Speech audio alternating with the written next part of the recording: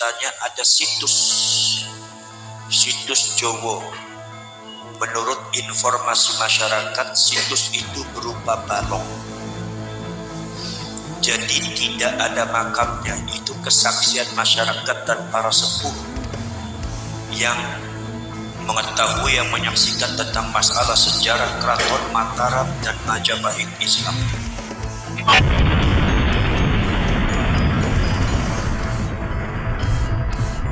Assalamualaikum warahmatullahi wabarakatuh. Saudara-saudaraku seluruh Nusantara, dimanapun berada, semoga sehat selalu dan bahagia.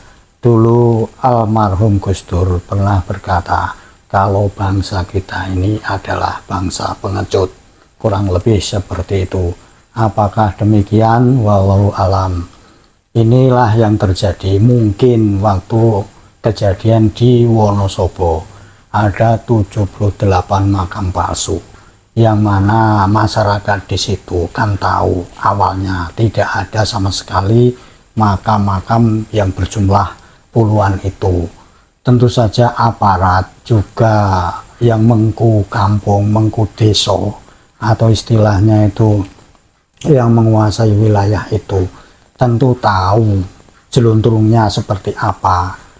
Tapi yaitu karena mungkin kita ini masih minder, takut dengan embel-embel kabit yang berprasangka kita kemarin ini adalah dzurriyyahnya Nabi. Maka ketika oknum Habib ini membuat sejumlah makam di Wonosobo yang kemudian dibongkar oleh masyarakat, ini tidak bisa atau tidak berani berbuat apa-apa sebelumnya. Tapi alhamdulillah setelah Laskar Sabilillah ini berdiri, makam-makam palsu yang berjumlah 78 ini sekarang ini sudah diratakan dengan tanah. Dalam kegeramannya, Gus Abbas Buntet menceritakan kronologi bagaimana adanya makam-makam palsu itu dari awal dan akhir. Inilah sedikit video bagaimana jengkelnya Gus Abbas Buntet tentang masalah makam palsu dan orang-orang kita yang memang mungkin karena pengetahuannya tentang sejarah ini minim, jadi gampang sekali dibodohi oleh oknum-oknum Habib Ba'alawi. Apalagi ini diduga yang berbuat itu adalah seorang oknum Habib Ba'alawi yang powernya amat kuat selama ini. Kulo badhe cerita. Satu, yang pertama kali cerita tentang pembongkaran 78 makam palsu yang tidak ada isinya di Wonosobo. Dibuat menurut catatan masyarakat tahun 2022, jadi 2 tahun yang lalu. Saudara-saudara sekalian, di situ ceritanya ada situs Jowo. Menurut informasi masyarakat, situs itu berupa balong. Jadi tidak ada makamnya. Itu kesaksian masyarakat dan para sepuh yang mengetahui, yang menyaksikan tentang masalah sejarah Keraton Mataram dan Majapahit Islam. Di situ tidak ada makam, tidak ada kuburan. Tiba-tiba tahun 2022 itu tiba-tiba ada beberapa oknum, termasuk juga oknum Habib, yang mau membuat itu jadi situs wisata religi semacam itulah. Tiba-tiba mau dibuat situs. Masyarakat awal menolak, tapi tiba-tiba dibangun. Joglonya dibangun, biayanya sangat besar. Kemudian juga dibangunlah tanpa koordinasi dengan sesepuh, karena sesepuhnya mungkin tidak berani. Karena oknum Habib ini sangat besar dan sangat memiliki otoritas, khususnya di tubuh Nahdlatul Ulama. Akhirnya terciptalah makam palsu yang oleh saya pribadi disebut berhala makam. Jadi kalau ada makam palsu tidak ada isinya, itu berhala, saudara. Jadi kalau panjenengan ziarah ke makam yang tidak ada isinya, sampai ziarah ke berhala. Sampai 78 makam dibongkar sampai berapa meter tidak ada isinya. Astaghfir subhan inna lillahi wa inna ilaihi. Dan itu terjadi di Wonosobo, di daerah kita, di tanah Jawa. Saudara-saudara sekalian, walaupun beberapa saya koordinasi dengan masyarakat setempat, kemudian juga saya koordinasi dengan beberapa orang di situ ketika saya ada acara di Wonosobo. Tampung-tampung saya bilang, coba dipelajari kalau sumbang itu betul palsu. Bukti-buktinya apa? Karena hukum ini menuntut bukti.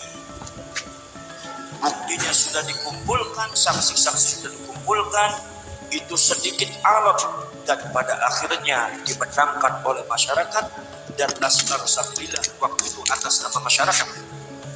Akhirnya diadakan pembongkaran bekerja sama Laskar Sabilillah dengan masyarakat dan Banser. Pada waktu itu dibongkar 78 berhala makam.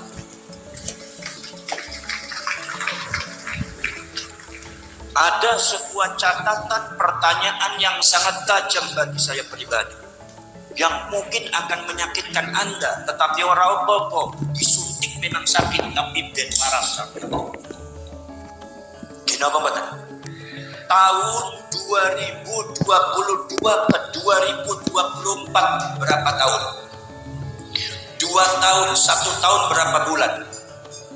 12 berarti 2 tahun berapa bulan? 24 bulan. Saya tanya, di situ ada Pak Bupati tapi Pak Bupati diam. Di situ ada Pak Lurah tapi Pak Lurahnya diam. Di situ ada Nahdlatul Ulama dan NU-nya diam.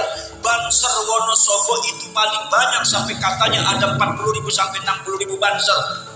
Fasilitas juga bagus, sudah kompak. Di situ ada banser 2 tahun itu dibiarkan. Di situ ada kiai tapi dibiarkan.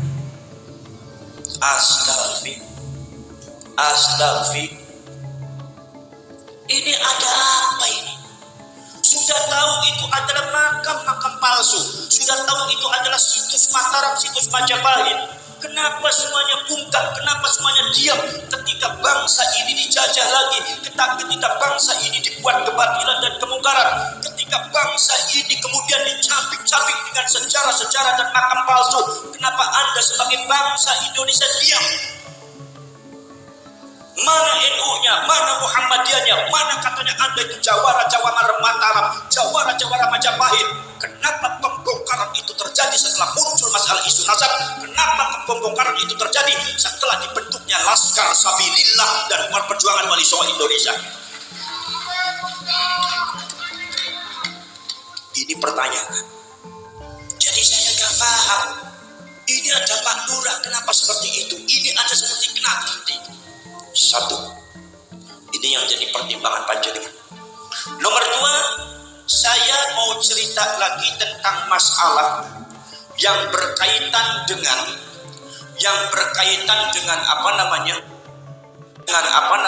satu cerita dari Jatinegara, yaitu adalah dari keluarganya Mbak Yai Ishak.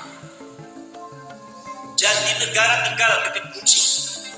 Kalau Jatinegara nggak ada yang paham, kalau Guci insya Allah paham sedoyo gitu. Nah, para sedulur, di situ ada Mbak Buyut ulama besar namanya Mbak Yai Ishak, anak putune wonten teng mriku. Kemudian setiap tahun dihauli, beberapa kali tahun dihauli. Tiba-tiba Yahudi Ba'ali pada datang satu persatu karena husnudon pada waktu itu. Ketika itu masyarakat mengira bahwa mereka semua adalah cucunya Rasulullah, maka dibiarkan. Datang satu persatu, akhirnya lebih daripada 25 sampai 50 orang. Begitu datang itu minta uang, diamplopi, kalau seumpama diamplopi sedikit marah-marah, ngamuk-ngamuk, sampai konon katanya masyarakat dan panitia daripada haulnya Bayi Ishak ini akhirnya kemudian saudara-saudara sekalian katanya mengeluarkan dana yang sangat besar untuk para habar. Akhirnya terus datang tambah banyak. Ada satu cerita, ini menurut keluarganya Bayi Ishak cerita sama saya. Ini yang harus jadi pelajaran kalian semua dan harus jadi pelajaran bagi Nahdlatul Ulama. Saya mohon Kiai NU, pengurus NU, jangan takut, jangan jadi pengecut. Ada seorang pengurus NU itu, Suriah NU ada itu, tidak berani duduk sama saya, tidak berani. Alasannya saya takut di framing dengan ini orangnya. Saya nggak bisa bicara apa-apa. Kalau cuma duduk sama saya aja nggak berani, bagaimana Anda akan menghadapi penjajah? Bagi saya orang semacam itu tidak layak jadi pengurus NU. Saudara-saudara sekalian, kemudian saudara-saudara sekalian, begitu akhirnya ceritanya ini menurut keluarganya Bayi Ishak, itu Habib ceritanya membuat makamnya Bayi Ishak, tetapi bukan di makamnya Bayi Ishak, tapi di sampingnya. Astagfirullah, di samping makamnya Bayi Ishak. Kaget keluarga karena tulisannya Bayi Ishak. Akhirnya keluarga ini protes apa boten? Protes apa boten? Pasti pro. Apa ya? Aku tadi kayak NU ya sabar. Ono wetenge gempol luweh kayak gini tiga tisu yang kau bopong. Nopo maleh niki keluarga macan niku dipun sederek kepuluh nipun kesaken ngendi napa-napa. Ono wong wetenge luweh mana digaji kopi digaji tisu sisa niku maksudnya piye iki? Sing bener sing lurus di pikiran. Tapi kau tapi ya ojo bener-bener kaya wis sepisan tok ya. Iki napa bener? Paham napa bener? Ora syarek, ora sedulur. Iki jenenge bahasa Jawa Timur ya. Nek sok iki bahasa Jawa Tengah nyong. Memang kiai itu harus bisa beberapa Jawa. Niku saged komunikasinya kurang. Ya napa bener? Nah itu para sedulur niku protes. Akhirnya protes kepada oknum-oknum Habib yang membuat makam palsunya Bayi Ishak. Begitu dikasih tahu, kenapa Anda membangun ketengah kalian membangun makam mbah saya? Kemudian kenapa dibangunnya bukan di makamnya mbah saya, malah di sampingnya? Diprotes kados ngaten malah ngeyel ngeyel niki wateke wong Yahudi. Kayak kiai kan nang itu urus NU gak wani. Kino betul. Iki watak Yahudi kok wis ngerti bisa kok gak Masya Allah. Mudah-mudahan ada suatu kali kebangkitan daripada Nahdlatul Ulama menangani itu semua. Para syarek, para sedulur setia. Akhirnya para syarek ngeyel. Malah berantem, akhirnya sempat jadi kisah. Tiba-tiba mereka semua bukan membuat makam palsu, tetapi buat makam palsu itu ada tujuannya. Apa tujuannya? Ternyata mereka mau mengadakan acara haul sendiri. Dan diadakan acara haul sendiri.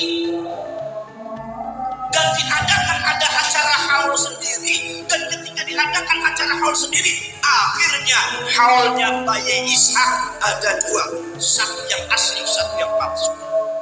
Dan itu sudah dilaksanakan mungkin kemungkinan sekitar 4 kali. Yang jadi pertanyaan, kenapa ku mengizinkan? Padahal itu tahu makam palsunya Bayi Ishak. Kenapa lurah mengizinkan? tepat. Kenapa Kapolsek mengizinkan? Kenapa Dan Ramil mengizinkan? Inilah bangsa Indonesia. Kadang-kadang pengecut membela bangsa Indonesia. Kadang-kadang pengecut membela bangsa sendiri. Inilah kadang-kadang bangsa kita itu jadi bahasa pengecut yang kadang-kadang tidak mampu membela anaknya sendiri. Dia itu kadang-kadang membela kiai susah, membela kiai Gawani, membela Habib Wani, pengecut.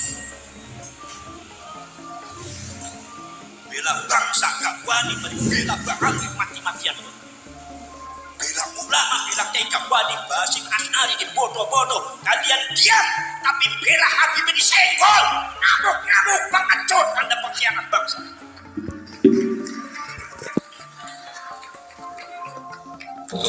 Iskeblok itu apa? Wong macan bisa nek mung keblok, tok iso nek mung keblok. Dengan tepi Pak Aldi ya beti kabeh Gawani. Ya wis keblok mawon. Si dikablok itu kan tangane piambek. Napa gak ono resiko keblok.